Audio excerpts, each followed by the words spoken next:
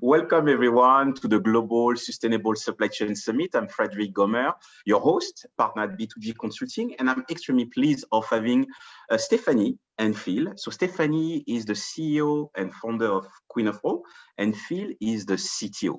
So Queen of Raw is, if I understood correctly, is a marketplace to buy and sell unused textiles with primary objective to keep them out of the landfills and turn pollution into profits. Is that correct? Oh, Frederic, you did a great job. We're done, right? You got it. Perfect. And today we are going to address a very interesting topic, which is about artificial intelligence, machine learning, and how this can drive economic sustainability across supply chain.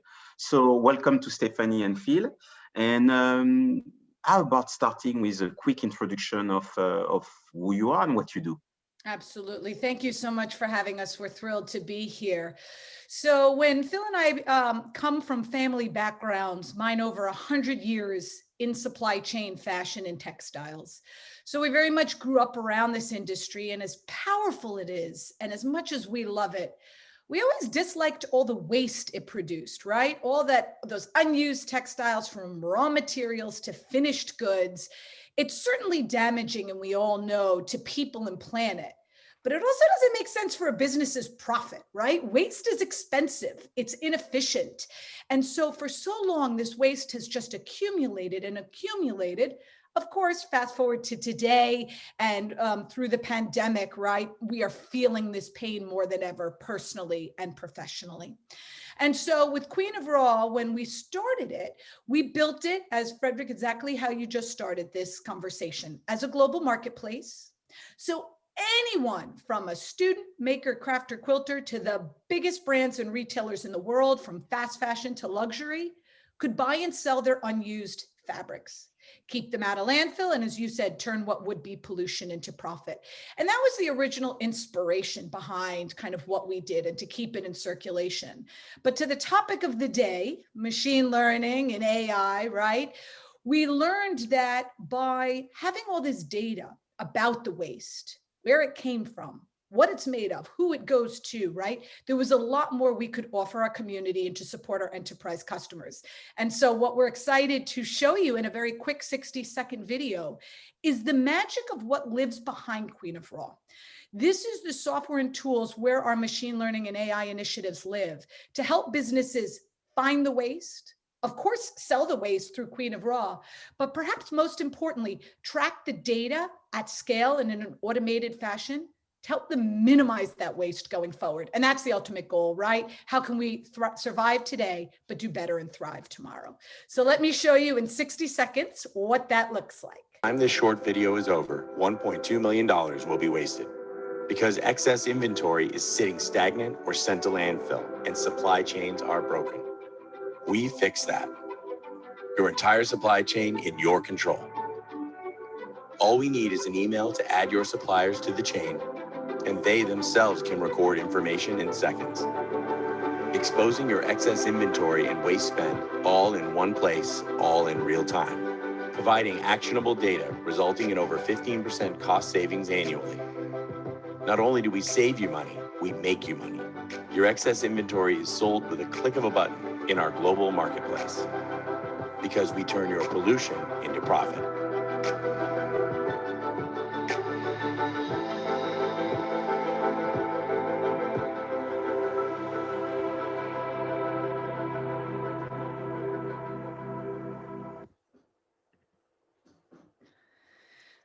So very good. Yeah, it gives a little bit of a teaser of what lives, of what you don't see, that makes Queen of Raw work. Perfect. So, Stephanie, you mentioned at the beginning in your introduction how important sustainability is in the fashion supply chain. So what is the role of artificial intelligence? And of course, in artificial intelligence, I include machine learning and other algorithms, advanced algorithm in sustainability, and specifically in supply chain. And since your expertise is more about the fashion supply chain. So can you explain us but what it is, and more precisely, since as far as I understand, your marketplace is supported by artificial intelligence, it would be interesting to see also the applications of it. Absolutely. So of course, yes, our specialty is textiles, and fashion consumes the vast majority of our textiles, right? Which is why we started there. But just to clarify, what we've built and what we do can certainly apply to other raw material categories and other industries. So excited to see opportunities there, but for now, very focused on textiles and its application in fashion. So when it comes to sustainability, right? That S word, sustainability, means so many things to so many people. But at its core, and the way we think about it, is building solutions that make sense for that triple bottom line, for people, for planet, but also for a business's profit. And I think for so long, as this is, as so many businesses have been trying to start to do good work and to really focus on sustainability, they've been very focused on the people and planet side, but perhaps not as focused on the profit side and the economics of it, and how much money can be saved and made by adopting sustainable solutions. And so a lot of the exciting initiatives that we've seen in sustainability recently, and don't get me wrong, they're all great and a step in the right direction, but a lot of them have been very focused on smaller scale, on pilots, and things that cost businesses a lot of money. And that doing things that way is great because it allows us to learn and to test the market. But it also means that we can't get the biggest companies in the world to adopt at scale sustainable solutions unless it makes sense for economics, right? Because they have stakeholders to answer to. They are for-profit businesses. So it needs to make economic sense for their investors, for their customers, for their business. And that's really at the core of how we think about using and leveraging machine learning AI, because we can take all this data that we've captured about a business's supply chain, any inefficiencies, any waste created, and use some really exciting machine learning AI tools and algorithms that we've built out to, first and foremost, make the match between a buyer and a seller happen quickly, efficiently, and at scale for the biggest companies in the world. And the quicker we can make a match between the companies selling their waste and the buyers who want this waste, where they want it, when they want it, the quicker we can obviously reduce this waste. But we don't want to stop there, right? I mean, there's a lot more that we can do with machine learning AI now that we know about this waste to help businesses do better going forward. And I think that's where we're really excited with some of the partnerships and initiatives and the tools that you just saw in that 60-second video. This is about— Tell me more. Tell me more about it, please. Yeah, no, to us, this is more about, now that we've got all of this data around the waste, yes, how can we, at scale, for the biggest companies in the world, automate how they do better and how they thrive tomorrow? Yeah, that's actually a key question for me. It's you have the, I would say, the artificial intelligence, the algorithm. So how, and the data, which is the raw oil. So how do you use that to help decision makers to take the right decisions when it comes to their business in a more sustainable way? You're exactly right. It's just about that. It's how do we empower our community to take action? Because so many tools out there, right? They're just that, they're tools, but you can't actually act on it or do anything. So the way our solution works and our software works, by analyzing that data in the dashboard that you saw, we can report in real time things like the amount of water, the toxins, the carbon emissions, and the dollars saved and made by leveraging our software and our tools and our solution and buying and selling this waste. But that is even just the beginning, right? Knowing what water and toxins and carbon emissions you've saved, that's really important. That's stuff that you can share and communicate to your, end consumers and improve your top line. But that's just the beginning. Because now, by analyzing this pattern and this history of all the actions you've taken, of the waste you've had, of where it came from, what it's made of, where in the world it sits, we can see and identify actual breaks in the chain that you as a business probably didn't even know. When it comes to supply chains, right? We go from what? A tier 1 supplier to some of our customers have a tier 14 supplier. And when you go that right, that's massive. And when you go that level deep, maybe you have visibility into a tier 1. If you're really good, maybe a tier 2, but a tier 14, forget about it. And that's what is where it? Is it the ship? Is it the ship with the wall? Or it goes all the way deep, right? I mean, supply chains are complex and hundreds of steps across the globe, right? So that's where a lot of this data and information gets lost historically. And by bringing it into one place through live integrations and automation and at scale, we're able to go that deep and help you identify and find those breaks in the chain. And then we can create alerts and reports so you as a business can do better. You know, at your fingertip, right? By analyzing, by us analyzing the data, we can understand kind of what's going on in your supply chain, where the waste sits, why you had it, and tell you better in the future how not to have it again, right? I mean, it can be as simple as, let's take, for example, you always ship this one factory, let's say 1 million yards of fabric to make things. And let's say we start to see a pattern and a history in our software that they only always use 500,000 yards, right? 500,000 yards. So that alert can tell you that there's 500,000 yards sitting in that factory, and that, yes, you need to sell that waste today, but maybe next time you send them, fabric, send them 50% less than what you think. And that will reduce the waste and the costs and the inefficiencies.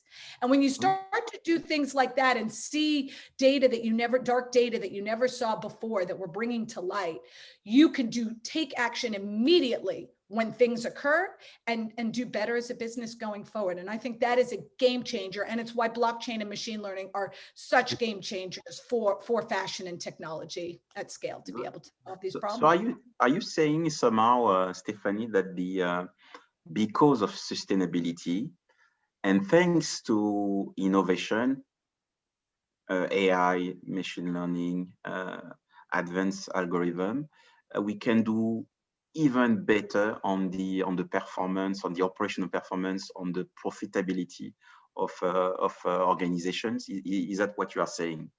That's 100% what I'm saying. We'll go so far in what we do as to give you an ROI calculator.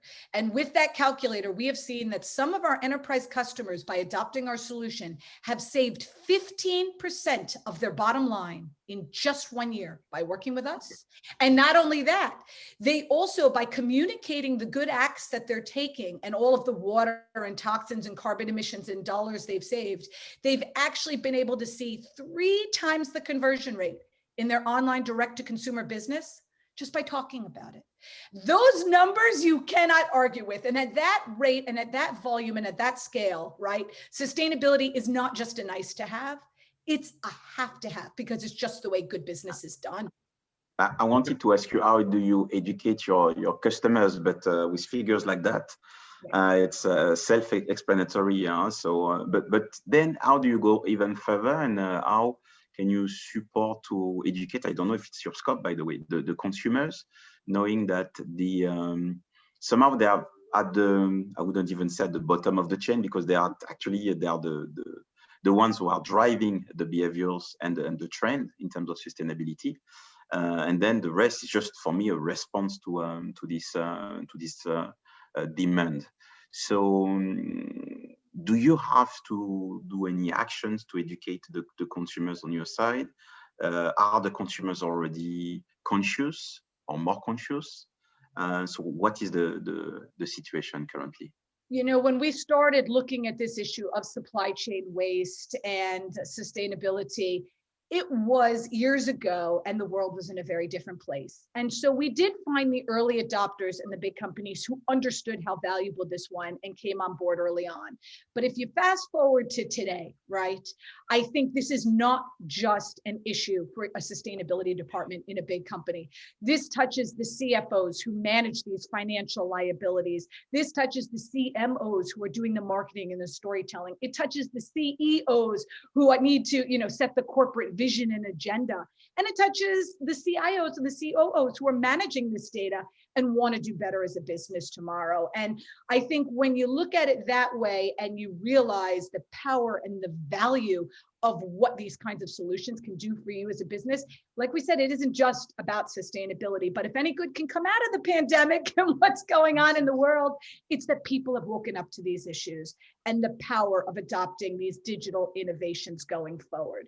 And, you know, a lot of times when we talk about machine learning and AI and everything we're building, you know, people ask us a lot about, oh, you know, how do your product recommendations and chatbots and search actually work? What about computer vision and, you know, your fulfillment and security? And we do all of that, don't get me wrong.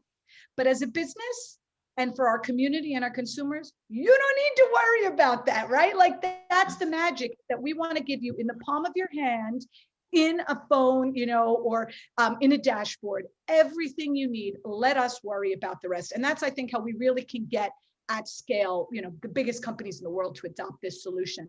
I will actually, one interesting point. Oh, sorry. Yes, go ahead. One interesting point, I think, is that, you know, when we first started, one of the biggest challenges we had is that we know all of this waste and this inefficiency is out there. But how do you get it quickly and easily from a warehouse into the web and into buyers' hands? And that was really the original impetus and why we built the software that you see that we now sell to large companies. And it does that through some really incredible partnerships. We've worked with SAP, where we can now integrate directly into businesses' inventory systems, pull all that valuable data in, and then we take over and our engine applies its algorithms and its actionable results. I think that's really important to realize, because for a large company, you want this taken care of automatically and at scale, so you don't have to worry about it, right? And that's really how we look at the incredible partners that we have. We've worked with MIT and the United Nations on how we measure circular economy. So you as a business don't need to worry about how do you figure out, right? How do I measure all this stuff and talk about it? We do that for you. And I think that's how you start to get value in this dark data that we're bringing to light and really know how to act on it. Yeah, and that's a big challenge, in fact, because today it's very complicated, time-consuming to first collect, gather all the data you need, and then to process the data. So, and it's kind of a black box that most organizations try to penetrate, to understand how it works in terms of artificial intelligence and algorithm. And in the end, sometimes, you know, you don't need to know everything. You just need to trust the process and get the outcome of it. And I think that might be the secret. So yeah, Phil, you wanted to say something. Yeah, well, we kind of went past that point a while ago. Yeah, one of the things I wanted to point out too, you know, Stephanie was mentioning about the automation. You know, it's a really exciting time that we're living in right now. You know, it's this new industrial revolution where you see the changes taking place, where previous industrial revolutions it was all about having these tools to do more and produce more. You know, you had going back from like the steam engine, you know, you were able to go and get things faster, quicker places. It was about quantity and production, where we're kind of like dialing it back now and looking more at sustainability, using tools like AI and blockchain. We're starting to go and have more input and more visualization of what's going on, and seeing, like, you can find out like where are your breaks in your chain, ensuring the integrity of that, being able to share data better, being able to see the future trends of what's happening. Our customers, their business is about producing and selling and putting the best quality product out possible. Democratizing these tools for them, for the supply chain, helps them have more insights into their supply chain, as well as to go and help their customers better and be better stewards for the environment. And in the end, as Stephanie mentioned, you know, this is also, it's not just about doing better for the environment, it's also about doing better financially as well, because with this industrial revolution, we're doing more with less, and we're being more efficient. Okay, good. I'd like to stay on this industry revolution. So, what is your perspective on the future of the fashion industry? I would say slash supply chain, because we are supply chain specialists and we like to go back to the supply chain arena. However, I'm not necessarily talking about the technology part, but more what the consumer would see and how the industry is going to change. So what are the mega trends that you are seeing? And of course, all those technological enablers are playing already a part in this transformation. So what's your thought on that? I think we're at a major tipping point for this industry. And what's interesting is a lot of people keep saying, oh, fashion, retail, it's dead. Well, unless we're all going to go naked, we're going to be wearing clothes. Just how we consume it, how we make it, where it goes at end of life, that's what's shifting. And that is powerful opportunity to unlock value across the supply chain for the biggest brands and retailers in the world. We truly believe, and Phil and I talk about this a lot, that the future supply chain is going to be one that is more on demand, more local, and more sustainable. And how do you power that, right? Yes. And that is what digital innovation, machine learning, AI, blockchain, all of these tools, why they're so popular and hot right now is because I believe they're preparing us for that future supply chain. And the companies that innovate are going to be the winners who come out through, and massively powerful businesses are built and grown through, pandemics and recessions and other time periods like this. So again, I think taking the challenges of today and turning them into tomorrow's opportunities. And part of doing that, right, is, to Phil's point, democratizing access to resources and moving the supply to where the demand is and matching it. And that's what this dead stock and waste does. And then marry that with these tools that help you do better going forward. I think it builds a really compelling case for businesses to adopt. What I should mention, one thing we didn't talk about, which is kind of cool, is, of course, we've already talked about how important this is for the world's biggest companies, right? But let's talk about what this means to us as end consumers. Yeah. I'm excited by applications of our tools where we can actually connect the journey, the history of that fabric to the QR code or the RFID thread in a finished good. So you, as the end consumer, when you purchase that shirt, scan that QR code on your phone and you can see that it was made with Queen of Raw dead stock. It came from Italy. And by rescuing it, you just saved this amount of water, toxins, and carbon emissions. Wow. And the value as an end consumer for behavior, right? For people to feel connected to the product and know that, I think that is so powerful too. Oh, that's great. So the few things. One is, according to you, what is the next technology which is going to disrupt the fashion supply chain, or the most promising one if it's already existing? Phil, you want to give your thoughts? You want me to jump in? My thoughts are around computer vision and AI. Okay. We're reaching and also blockchain, of course, in the marketplace. But I think you're reaching a point now where the ability to like touch and feel virtually, or have the ability to interact with a piece of textile or anything made out of textiles from a distance, because it's really important, for folks to like be able to feel what a piece of fabric feels like before they buy, and having that ability to have some sort of digital version of that. And we already see, this is already, has already started, and we're well into it, having digital twins of the actual fabrics themselves and the textiles gives people another level of understanding of what they're buying without actually having it in their hands. The modeling of that, the data on it, and the virtualization of it as if it's actually in your hand or feeling it. That's one thing. And then I think the other thing is, of course, blockchain and authenticity of materials and reducing counterfeits and all, both for the customers and as well as for the suppliers and manufacturers, to be able to have higher quality of control of the authenticity of their materials once it's in the marketplace. Okay. Yeah, Phil and I talk about that. Yes, Stephanie.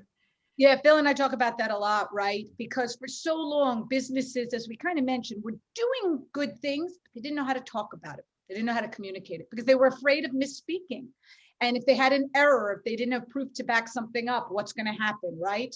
So now with blockchain, which like that S word sustainability, the B word blockchain, it means a lot of things to a lot of people, but I think we're just at the beginning of seeing for supply chain the power of what it can do.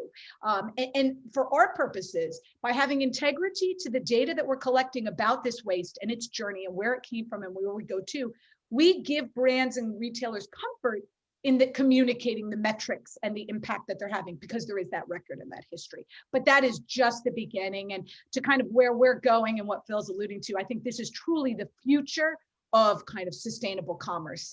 And soon enough, we don't even need to talk about it as sustainable commerce, because as we mentioned, it's just the way commerce and good business is done. Perfect. We talked about opportunities, we talked about enablers, we talked about, of course, the technology behind it. What are the challenges currently that you are facing, or generally speaking, the fashion industry is facing to fully move to more sustainability?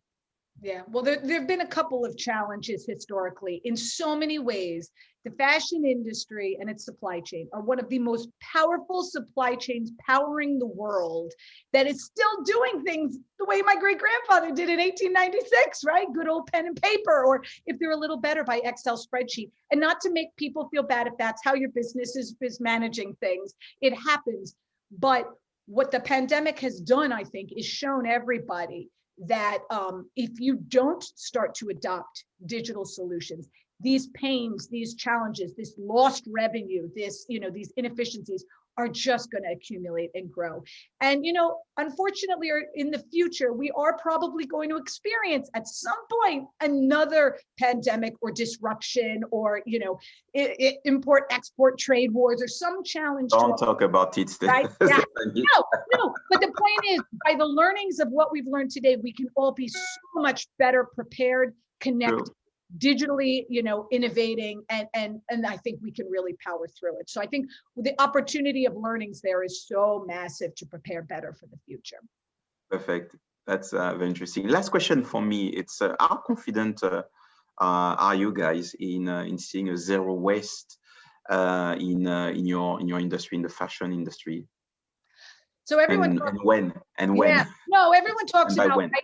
End-to-end transparency, from farm to finished good to end of life and back around again, and that in the production process we're going to have zero waste and be 100% sustainable. Those are amazing goals, and that's wonderful that we can all push to achieve that, right? But the challenge becomes, how do you get there and where do you go on day one? And kind of inherent in a production process is that you're producing and making something, and there is going to be some form of waste. I think we can significantly minimize that waste with data and tools, better automation, better technology, right?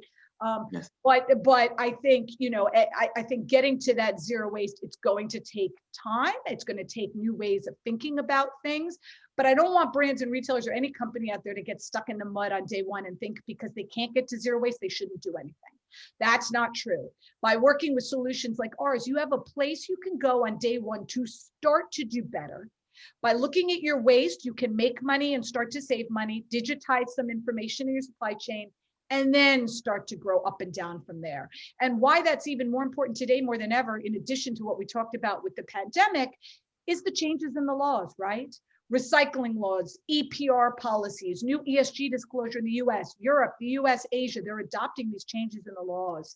And it's ascribing real liability to those who don't start to minimize waste and become more efficient and do better.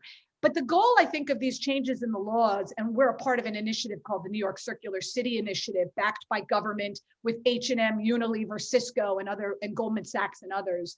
It's not just to make these cities circular in the coming years and slap businesses with millions of dollars in liability. It's also to show why solutions like ours can help you offset that coming legal liability. And that's where we're really excited to go. And I think that'll drive the zero waste movement. And together we can go change the world. Perfect. Anything else to add, Phil? Yeah, like Stephanie said it best there. You know, people shouldn't be fixated on literally going to zero, especially if they don't have necessarily the resources to do it. I mean, it's all about doing better. Anytime you're trying to reduce impacts or reduce risk, the goal is, you know, collectively to just improve and just make things better overall. To reduce overall, you know, stress on the environment and try to slow down what's happening, you know, to our Earth and our environments. I mean, as we can see with the pandemic, when overall like industrial activities slowed down, I mean, immediately, you know, the air started clearing up. People started seeing mountain ranges that they never knew existed in their region visually. Wild animals, yes. Exactly. It was like, wow, you know, it was always right there, but there was smog blocking it. And the same thing with the waters. The waters just started cleaning up and people started seeing fish that they didn't even know were there, right at their feet, 10, 20 feet away. So like, to do better is, you know, take steps, you know, start off with, you know, doing a little bit, and then from there saying, okay, what better can we do to go and make things better and reduce waste, you know, and then as a whole, you know, if we all do our part, you know, that's the most we can ask for. We've reached the end of our session. So thanks a lot, Stephanie and Phil, for sharing your insights.